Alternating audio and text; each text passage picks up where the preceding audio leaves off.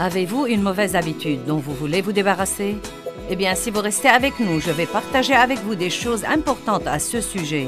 Tout de suite dans Jouissez de votre vie tous les jours.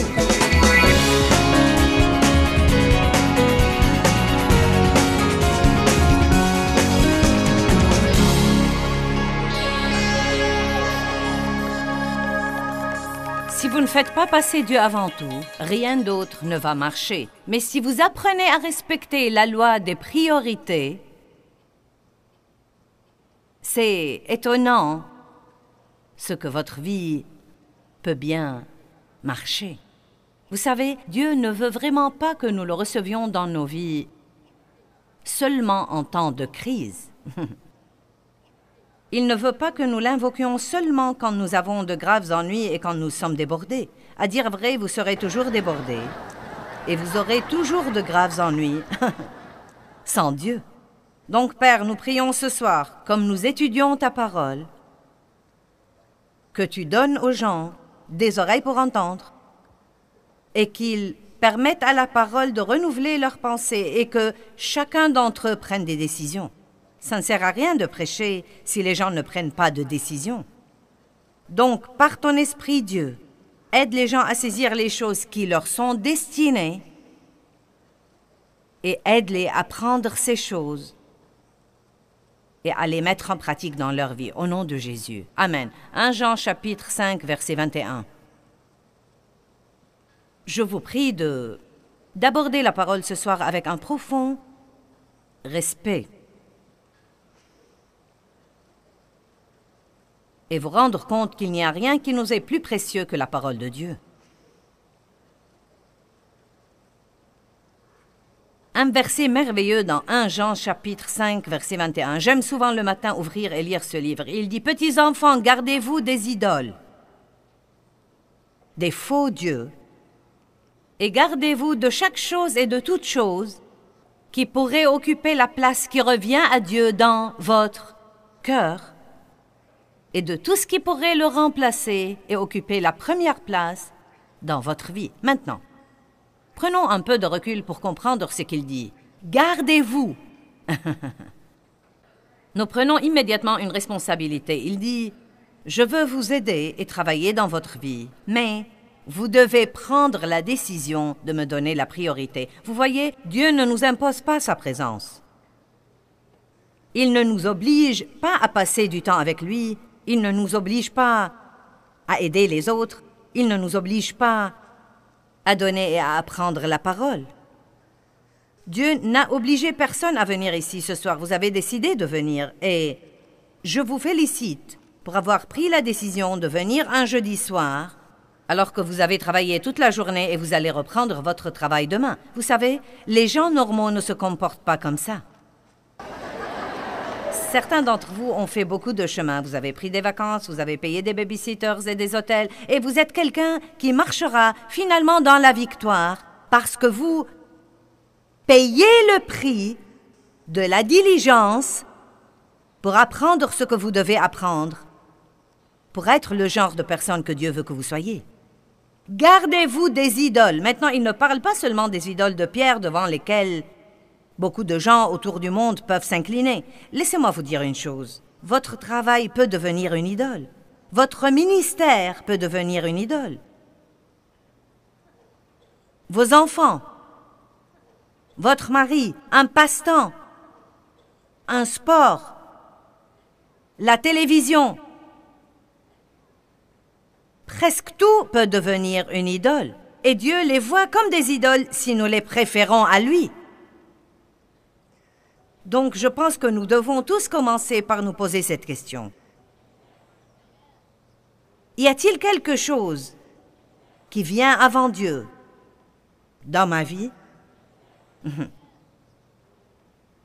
Et je suis sûre, si vous êtes comme la plupart de nous, vous avez besoin d'y penser. Donc, vous pouvez le noter et tenir une réunion avec vous-même par après. Nous ne nous réunissons pas avec nous-mêmes assez souvent. Il a dit, gardez-vous de tout ce qui pourrait occuper la place qui appartient à Dieu dans votre cœur. Qu'est-ce que l'habitude? Tout d'abord, nous parlons beaucoup de l'esclavage. Et nous entendons souvent ce mot. Eh bien, Dieu m'a délivré de mes esclavages, ou bien je suis esclave de ceci ou esclave de cela. Et je ne veux certainement pas le simplifier à l'extrême, mais l'esclavage est un mot effrayant. Il semble vraiment mauvais. Mais en y pensant aujourd'hui, j'ai trouvé que tout esclavage est une mauvaise habitude. Maintenant, ça a plutôt l'air de quelque chose que nous pouvons maîtriser.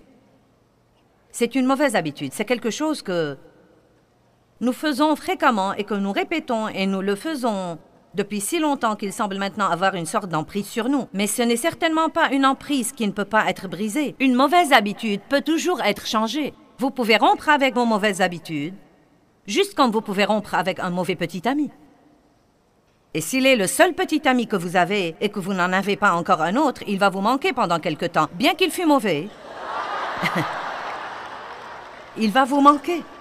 Mais vous pouvez toujours rompre avec lui si vous comprenez que ce mauvais petit ami empoisonne votre vie et pourrait vraiment vous attirer des ennuis si vous continuez avec lui. Donc, vous rompez avec ce mauvais petit ami et vous traversez une période de douleur émotionnelle, de souffrance émotionnelle, de solitude émotionnelle. Et vous le faites parce que vous dites, eh bien Dieu, je veux prendre la bonne décision ici. Ce n'est pas facile de faire ce qu'il faut, mais je veux faire ce qu'il faut. Et peu de temps après, vous avez une nouvelle paix. Puis avant d'avoir le temps de dire ouf, Dieu vous amène quelqu'un dans votre vie et vous pouvez maintenant prendre une bonne habitude.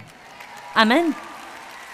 Je ne vais pas vous dire que se débarrasser d'une mauvaise habitude est facile. En fait, je pense que nous ferions aussi bien d'être francs et de dire que la plupart du temps, nous voulons que Dieu intervienne souverainement et qu'il nous donne un miracle où nous changeons instantanément, sans aucun effort de notre part, et sans dérangement, et sans inconvénient, et sans souffrance. C'est ce que nous voulons dire quand nous disons « Dieu libère-moi ».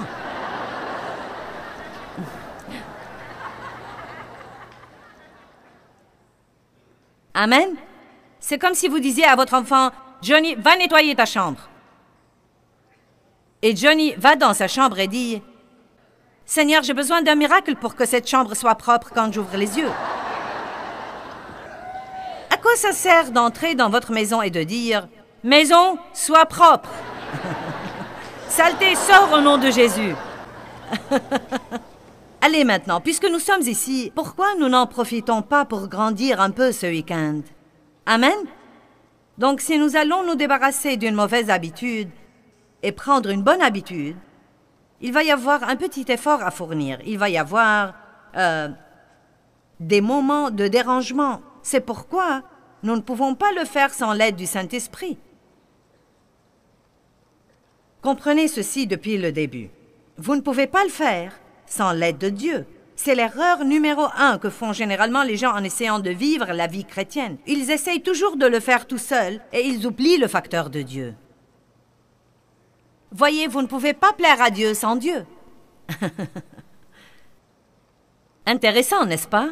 Vous ne pouvez pas plaire à Dieu sans que Dieu ne vous aide à lui plaire. C'est exactement pourquoi il a dit « Quand je m'en irai, je vous enverrai un autre consolateur. » Je vous enverrai mon esprit.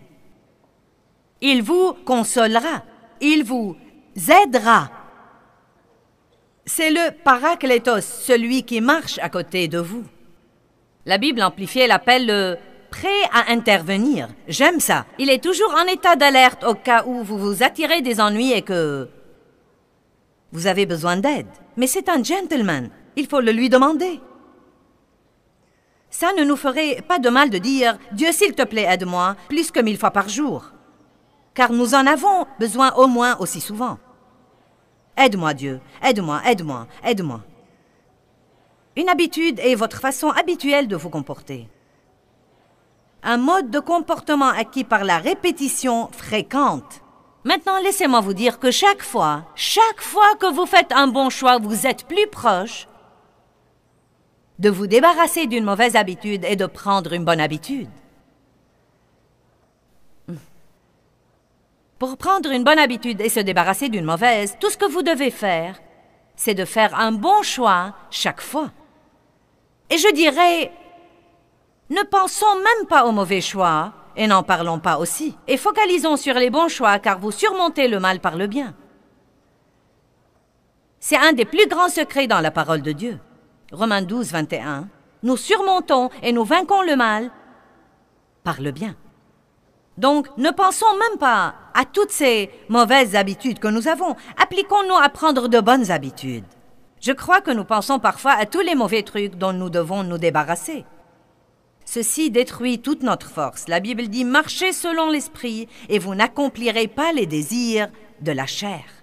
Elle ne dit pas « Arrêtez de faire de mauvaises choses pour marcher dans l'esprit ». Elle vous dit de marcher dans l'esprit et à ce moment-là, vous n'aurez ni la possibilité ni le temps d'accomplir les désirs de la chair. Puis-je vous dire que pendant que vous êtes là ce soir, vous ne vous attirez pas d'ennui?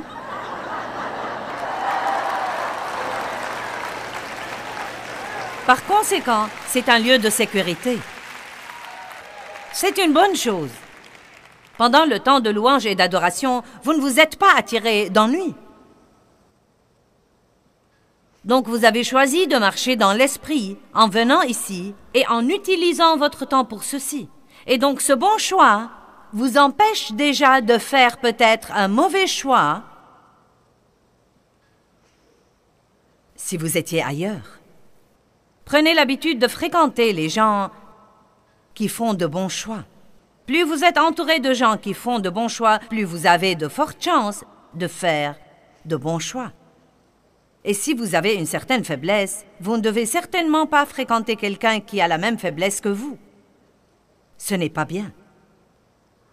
Les habitudes, les choses que vous faites beaucoup de fois sans même essayer de les faire ou projeter de les faire, vous les faites si souvent que c'est juste ce que vous faites. Par exemple, j'avais l'habitude, pendant des années et des années dans ma vie, j'avais l'habitude de me vexer chaque fois que je ne faisais pas à mon idée. Je n'avais pas à essayer. Je n'avais pas à travailler là-dessus. Si je ne faisais pas à mon idée, je me vexais. Et j'ai vécu comme ça, je ne sais pas, 45 ans, peut-être 50, je ne sais pas. Et puis j'ai décidé, j'en ai assez. Allez, c'est pourquoi j'ai dit aux gens il y a environ 1 an, quand je faisais des réunions, vous devez prendre des décisions. Vous n'êtes pas venu ici pour vous asseoir sur une chaise ou pour voir de quoi j'ai l'air en personne. Vous n'êtes pas venu ici juste pour passer quelque temps avec Dieu. Vous êtes ici pour écouter la vérité. Et si vous prenez la décision d'agir d'après ce que vous écoutez, cela changera votre vie. Mais vous devez prendre une décision. Vous ne pouvez pas attendre que vous en ayez envie ou que vous le vouliez ou attendre que vos amis le fassent. Vous devez prendre une décision.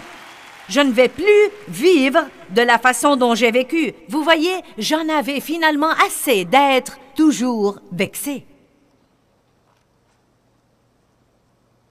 Si vous n'en avez pas assez d'être fâché et vexé et jaloux et amer et rancunier et avide et toutes ces choses-là, si vous n'en avez pas encore assez, tournez autour de la montagne quelques fois de plus. Je reviendrai à cette époque l'année prochaine. Et je suis sûre que je prêcherai une version de ce sermon, vous savez. Il paraît que c'est ma mission dans la vie. Je nettoie les poissons. Les évangélistes les attrapent et je les nettoie. Amen. Dieu soit loué. J'étais dernièrement dans un magasin de lunettes de soleil pour resserrer mes lunettes. Et j'étais avec une fille qui a un appel très fort sur sa vie comme évangéliste. Et... non, mais comme vous l'avez vu, beaucoup de gens ont reçu le Christ ici ce soir, donc... même en tant qu'enseignante, il y a l'évangélisation là-dedans. Mais l'appel principal sur ma vie, c'est d'aider les chrétiens à grandir. Non, mais à qui nous profitons dans le monde? Écoutez, je ne veux pas juste aller au ciel, je veux prendre quelqu'un d'autre avec moi. Amen. Nous sommes des lumières dans un monde obscur, donc, vous savez, nous essayons d'enlever la poussière de vos ampoules pour qu'elles puissent briller. Mais c'était tellement drôle. Vous savez, cette fille qui s'occupait de nous dans ce magasin Nous lui avons parlé un peu. Et la fille qui m'accompagnait a essayé de lui glisser un mot comme évangéliste. Elle lui dit à quelle église vas-tu? Elle lui répond, je ne vais pas à l'église, mais je suis spirituelle. Et donc, la fille dit, mon ami lui dit, eh bien, tu sais, je suis d'un autre pays. Et elle lui dit, que voulez-vous dire en Amérique par je suis spirituelle? Et donc, elle commence, vous savez, à lui parler de choses et d'autres. Et donc, quelques minutes plus tard, elle s'occupe de moi. Et elle commence à sortir des injures. Maintenant, elle travaille dans ce magasin, elle s'occupe de moi, vous savez. Puis elle dit, oh, je suis désolée. Elle dit, mon patron me dit que je dois arrêter de jurer. Vous savez, dit-elle, mais c'est difficile. Vous voyez, je jure beaucoup, vous savez. Et donc, vous savez, ce n'est pas grave. Non, mais je comprends ça. Je reste cool étant donné où elle en est. Puis elle me dit, je sais que je ne devrais pas le faire, mais elle dit, tu sais quoi, quand je me mets en colère, je jure. Et elle dit, en fait, je pense que Dieu aussi jure. Bien, maintenant, me voilà. Me voilà, je vais défendre Dieu. D'accord? Donc, mon amie dit que j'étais drôle. Elle a dit, tu t'es penché par-dessus le comptoir en disant, Dieu ne jure pas.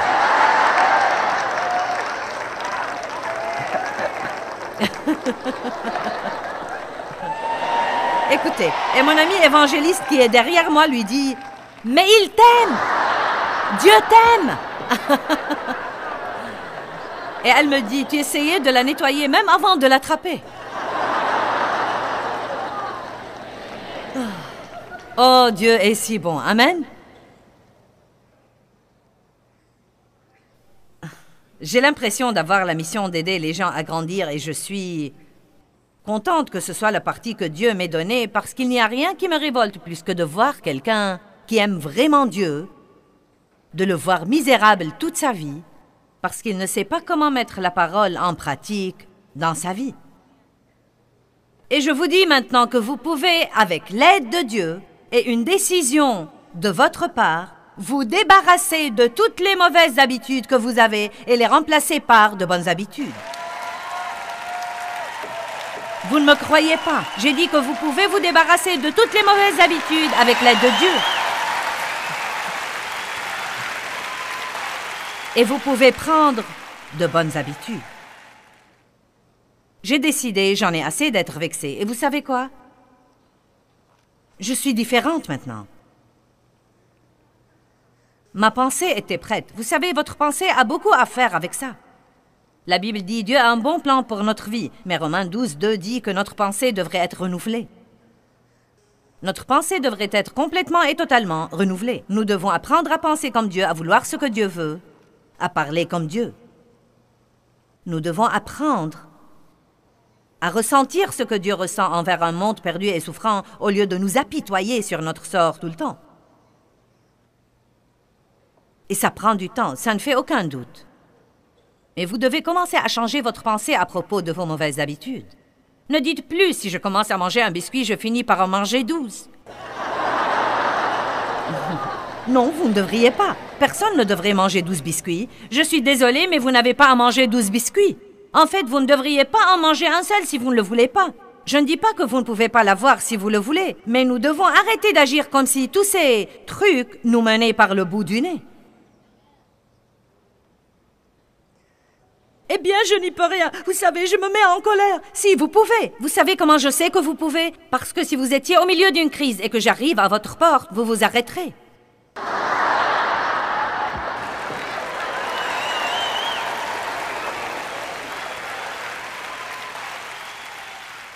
Je criais et je hurlais après mes enfants, par frustration. Et vous savez quoi? Un jour, mon pasteur a frappé à ma porte.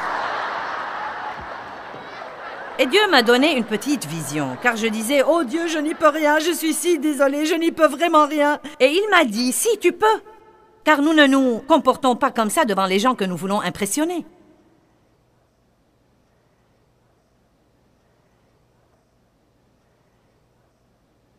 Donc Dieu m'a changé et il peut vous changer.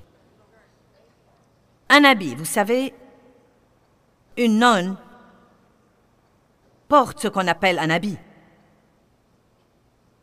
Pourquoi l'appelle-t-on ainsi? Parce que c'est une tenue toujours ou normalement portée par une femme catholique qui s'est engagée officiellement et complètement à Dieu. C'est comme ça qu'on sait qu'elle est nonne. Non, mais c'est l'un des premiers indices. Eh bien, on l'appelle un habit. Ceux qui font de l'équitation tout le temps portent un vêtement adéquat. Ça s'appelle un habit d'équitation. Les habitudes ne sont que des actions que nous faisons et que nous répétons et que nous réitérons. J'ai eu cette information de l'Internet. Et durant votre vie, vous faites la même chose que vous avez faite hier, le jour d'avant et que vous avez faite le mois d'avant. On estime aujourd'hui qu'entre les 11 000 signaux que nous recevons régulièrement de nos sens, 40 seulement d'entre eux sont traités consciemment. En d'autres termes, une grande partie de ce que nous le faisons sans même savoir que nous le faisons. C'est des habitudes que nous avons prises. Donc, comment nous débarrasser d'une mauvaise habitude et prendre une nouvelle habitude? Eh bien, il y a deux règles officielles. Je crois que vous devez comprendre le fond du problème. Certaines personnes disent que tout ce que vous faites pour 21 jours consécutifs, d'autres personnes disent pour 30 jours. Donc, nous dirons que tout ce que vous faites répétitivement pour une période de temps devient une habitude. Donc, tout ce que vous ne faites pas répétitivement pour une période de temps devient une habitude. Par exemple, je fumais. J'ai commencé à fumer quand j'avais 9 ans. J'aimais ça. Je ne voulais pas arrêter. Je savais que si j'arrêtais, je mourrais sûrement de faim et je prendrais du poids. Donc, c'était mon excuse pendant des années. Donc maintenant, Dieu m'a appelé à prêcher et j'ai commencé à me rendre compte que ça n'allait pas être une bonne chose. Ça ne fait pas bien aux yeux des gens, donc je devais... Vous savez, je devais arrêter. Eh bien, non, mais c'était la période la plus difficile. C'était si dur pour moi. Mais la vérité, c'est que je ne voulais pas souffrir. Je voulais un miracle. Et donc, j'arrêtais et je recommençais. J'arrêtais, puis je me mettais en colère et j'allais fouiller dans la poubelle et fouiller dans les poches de mon manteau pour trouver les mégots. Allez, si vous avez fumé un jour, vous savez exactement de quoi je parle. Et donc, je me disais tout le temps, je sais que je ne pourrai jamais arrêter de fumer. Je ne pourrai jamais arrêter. Si j'arrêtais de fumer, je serais une boule de nerfs. Si j'arrêtais de fumer, je mangerais tout ce qui est en vue et je prendrais du poids. La première chose que je devais changer avant de changer mon comportement, je devais changer ma pensée et ma façon de parler. Allez maintenant. Donc, si vous avez un problème, disons avec le chocolat, arrêtez de dire « je dois manger du chocolat chaque jour ». Ne dites pas ça. Je ne peux pas vivre, vous savez, tous les jours. Je dois boire un soda. Tous les jours. Si je vois des biscuits, je dois manger tout le plateau. Non, vous devez, tout d'abord, vous devez arrêter de penser comme ça et vous devez arrêter de parler comme ça. Sûrement, si l'Esprit du Dieu vivant demeure en vous, vous pouvez avoir l'autorité sur une tablette de chocolat.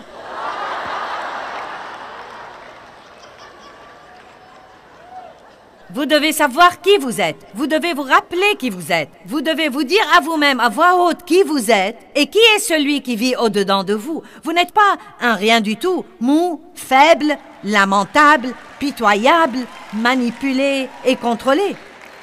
Vous êtes un enfant de Dieu et la puissance de l'univers vit au-dedans de vous. Et vous ne mangez pas des choses à l'excès, et vous ne laissez pas votre maison sale, et vous ne payez pas vos factures parce que vous ne le voulez pas, mais parce que vous avez de mauvaises habitudes.